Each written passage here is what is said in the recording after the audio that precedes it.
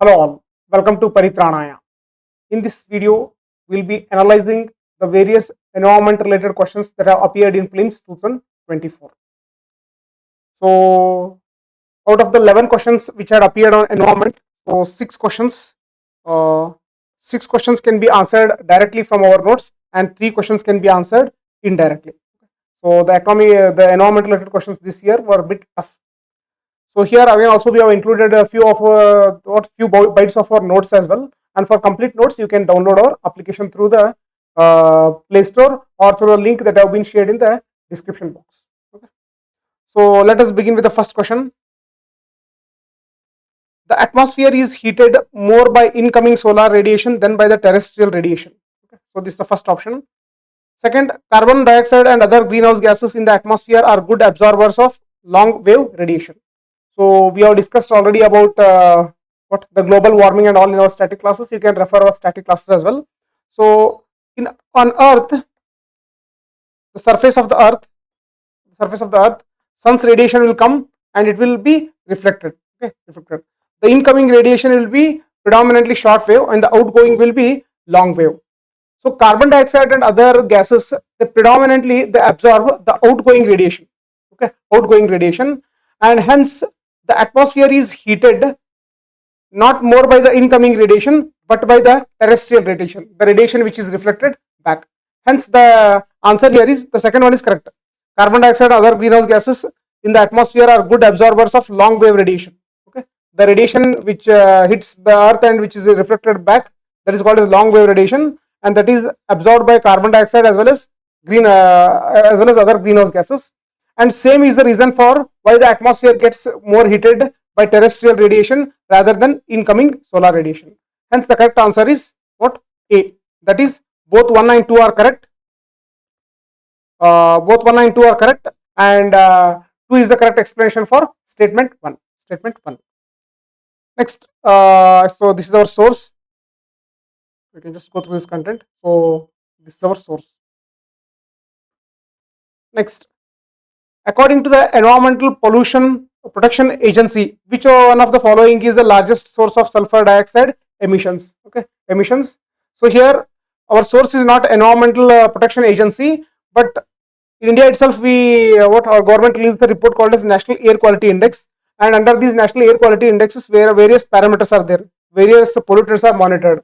For example, PM10, 2.5, nitrogen dioxide, and so on. Also, we have sulfur dioxide. So whenever there is any pollutant, we need to know about its largest source. So here, out of curiosity that we have made here, the largest source of sulfur dioxide is the burning of fossil fuels by power plants and other industrial facilities. So from this we come to a conclusion that the correct answer for this question, that is the largest source of sulfur dioxide is power plants using fossil fuels. Okay, all of them are correct. So locomotives using fossil fuels, they also emit sulfur dioxide. Ships using fossil fuels also emit sulfur dioxide. Similarly, extraction of metal from ores also involves emission of sulfur dioxide. But the largest contributor is power plants using fossil fuels. Okay, fossil fuels. Hence, the correct answer here is D. Next, let us move to the next question. So this is a bit tricky question. Okay. So consider the following statements. The Indian flying fox is placed under vermin category in the Wildlife Protection Act 1972. First, we have to verify whether this statement is correct or wrong. Now, if you look at our Wildlife Protection Act, so all the vermins are classified under Schedule 5. So vermins are the animals which can be killed, which can be hunted. So they are present under Schedule 5. But if you look at the Schedule 5, we have common crow, we have fruit bats, we have rats and mice. So we do not have flying fox here. Indian flying fox is not present over here. So based on this, we can conclude that first one is wrong. So if first one is wrong, the only answer left is first D. Statement 1 is incorrect, but statement 2 is correct. Okay, correct. The only such option is available. But if you look at the second statement, so Indian flying fox feeds on the blood of the other animals. So this statement also appears false, because flying foxes, they do not feed on the blood of other animals. So rather they feed on the fruits.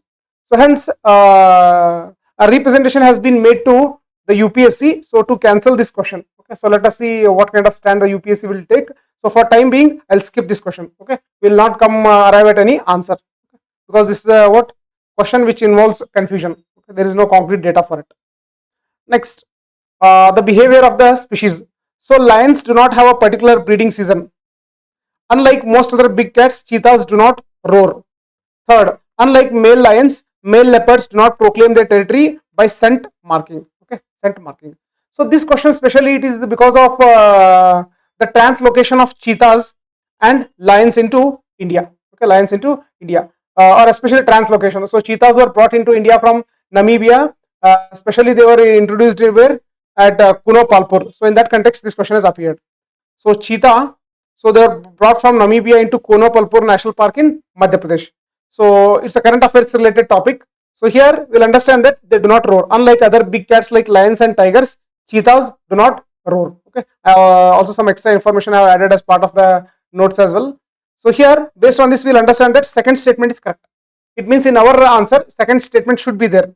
So either it should be A, B or D. Okay, A, B or D.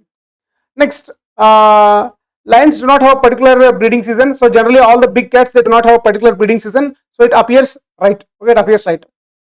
Next, unlike male lions, male leopards do not proclaim their territory by scent marking. So all the big cats, so they are involved in what declaring their territory by various means, and one means is scent marking. Okay, scent marking. Hence, unlike male lions, male leopards. So this statement is wrong. Okay, this statement is wrong. So the correct answer is A 192. Okay, 192. That is, lions do not have a particular breeding season is correct. Unlike other big cats, cheetahs do not roar. This statement is also correct. The answer is 192 only. Okay, 2 only. So this is our source. Next, with reference to perfluoroalkyl and polyfluoroalkyl substances that are used in making many consumer products, consider the following statements. So PFAS are found to be widespread in drinking water, food and food packaging materials. They are not easily degraded in the environment. Persistent exposure to PFAS can lead to bioaccumulation in animal bodies. Okay, animal bodies. Now generally whichever is not easily degradable, so generally it bioaccumulates. Okay, bioaccumulates. It means if 2 is correct, then 3 should also be correct. So in our answer, both 2 and 3 should be part of the answer. So either it is B 2 and 3 or D 1, 2 and 3. Okay, 1, 2 and 3. So based on our notes, so this is health related notes. So in between we have information pertaining to fluoroalkyl and polyfluoroalkyl substances. So here we find that they are used in, it's present in, are chemicals that have been used in consumer products around the world. Okay, consumer products around the world. So also pollutants of drinking water. So here also we have perfluoroalkyl and polyfluoroalkyl substances.